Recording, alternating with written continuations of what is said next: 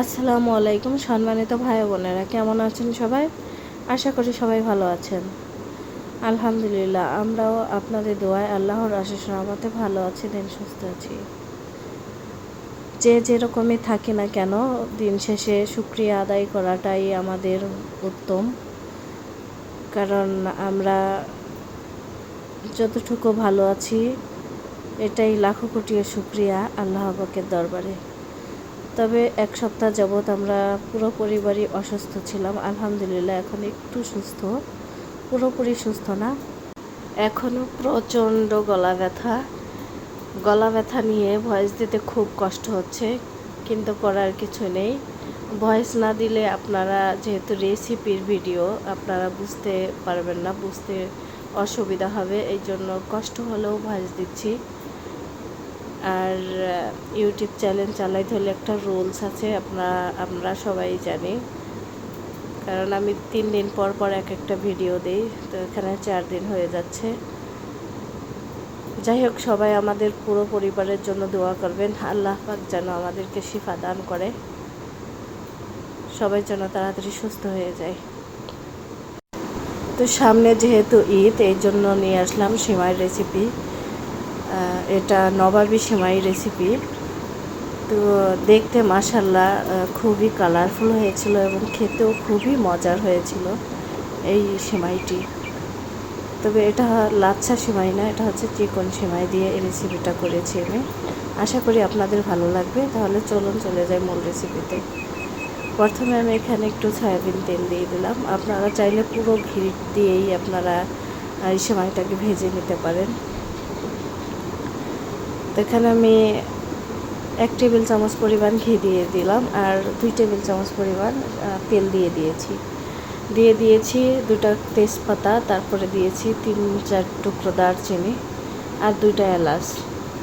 এটা দিয়ে কয়েক সেকেন্ড ভেজে নিব। তো ভেজে নেওয়ার পরে হচ্ছে আমি এবার নারকেল কোড়াটা দিয়ে দেব। এতগুলো নারকেল আমি দেব না, এখান থেকে একটু রেখে দেব। তো নারকেলটা খুবই ভালো করে ভাজতে হবে, বারবার নেড়ে চেড়ে একটু ভেজে নিতে হবে। ভাজা হয়ে গিয়েছে, এবার আমি সেমাইটা দিয়ে এই সেমাইটাকে সুন্দর করে আমি এই ঘিতে ভেজে নেব। তো একটু সময় নিয়ে ভেজে নিতে হবে। এই পর্যায়ে দিয়ে দিচ্ছি আমি চিনি। আমরা মিষ্টি খুবই কম খাই, মিষ্টি একদমই পছন্দ করে না আমাদের পরিবারের কেউ। তো এখানে আমি 1/2 কাপ চিনি দিয়েছি আর গুঁড়ো দুধ দিয়েছি 1/4 কাপ।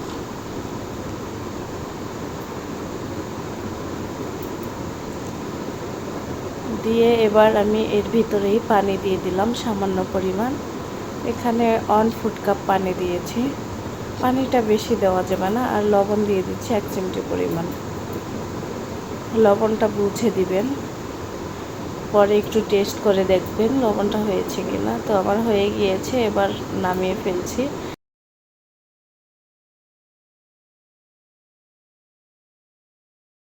তো নামিয়ে আমি একটা মিক্সিং ডিশে সেট করে নিলাম আর অর্ধেকটা রেখে দিলাম। পরে লাগবে আমার দেখিয়ে দিব, দেখতে থাকুন রেসিপিটা। তো এবার আমি একটা ওই ফ্রাই প্যানে 1 টেবিল চামচ পরিমাণ ঘি দিয়ে দিলাম, তারপর হচ্ছে 1 টেবিল চামচ পরিমাণ তেল দিয়ে দিলাম। এবার দিয়ে দিচ্ছি হচ্ছে সুজি। এখানে আমি তীর ব্র্যান্ডের সুজি নিয়েছি। তো সুজিটা আমি এখানে 1/2 কাপ নিয়েছি। তো আপনারা এখানে 1/2 কাপ নেবেন না, এখানে 1/2 কাপের অর্ধেকটা নেবেন, কারণ আমি এই সুজিটা পুরোটা দিব না, পুরোটা আমার লাগবে না। সুজিটা কিছু সময় ভেজে নেওয়ার পর দুধ দিয়ে দিচ্ছি 1/2 লিটার। এবার এটাকে জাল করতে থাকবো। কিছু সময় জাল করার পরে দেখবেন যে একটু থকথকে ভাব হয়ে গিয়েছে। তো এখন দিয়ে দিচ্ছি চিনি। এখানে আমি আগে থেকেই বললাম আমরা চিনি কম খাই, তাই অল্প পরিমাণ চিনি দিয়ে দিলাম। তো 2 টেবিল চামচ পরিমাণ চিনি হবে। তো আপনারা যেরকম মিষ্টি খান সেরকম আপনাদের পছন্দ মতো মিষ্টিটা দিয়ে নেবেন। এবার এই খিরসাটাকে কালারফুল করার জন্য আমি একটু ফুড কালার দিয়ে দিলাম, ইয়েলো কালার। তো এই ফুড কালারটা খাওয়া যাবে, এটা কে কে দেয় সেই ফুড কালার। এই পর্যায়ে দিয়ে দিলাম আমি আর 1 টেবিল চামচ পরিমাণ ঘি, কারণ এই ঘি দেওয়াতে এটার ফ্লেভারটা দারুণ আসে। তো ঘিটা দিয়ে এবার নামিয়ে ফেলবো, প্রায় হয়ে গিয়েছে আমার। নামানোর আগে কয়েক ফোঁটা গোলাপ জল দিয়ে দেবো, এটা খাওয়া যায় সেই গোলাপ জল। তো গোলাপ জলটা দেওয়ার কারণে ফ্লেভারটা দারুণ আসে। তো এই যে এখন দিয়ে নিব আমি সেই খিরসাটা। প্রথমে আমি অর্ধেকটা সেমাই বিছিয়ে দিয়েছি সুন্দরভাবে। এবার এর উপরে এই খিরসাটা দিয়ে তারপরে বাকি সেমাইটা আমি দিয়ে ঢেকে দেব। খিরসাটা আপনারা কম বেশি করে দিতে পারেন, যে যেরকম দিতে চান। তো এইভাবে বাকি সেমাইটা দিয়ে আমি এটাকে ঢেকে দিচ্ছি।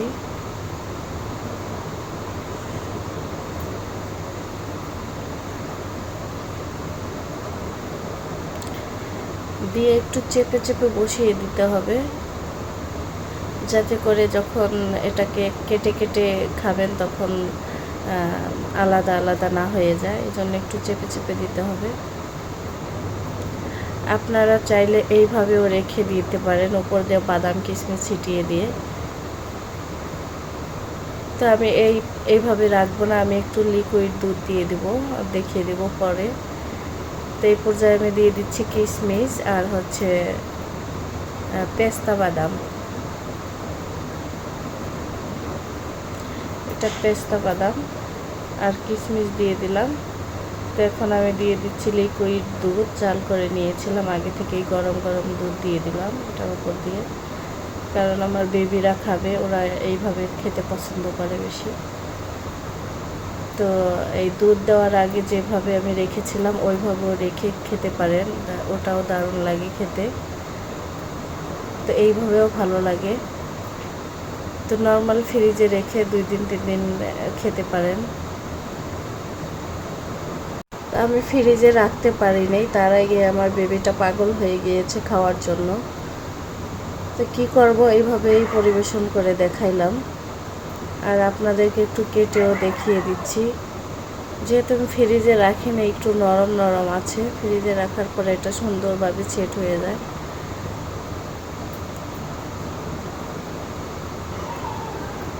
তো আমি এই যে কেটে দেখাচ্ছি। গাইস, আমার ভিডিওটা যদি আপনাদের ভালো লাগে থাকে, লাইক কমেন্ট শেয়ার দিয়ে পাশে থাকবেন। ইউটিউব চ্যানেল থেকে দেখলে চ্যানেলটি সাবস্ক্রাইব করে বেল বাটনটা অন করে দেবেন, যাতে করে পরবর্তী কোনো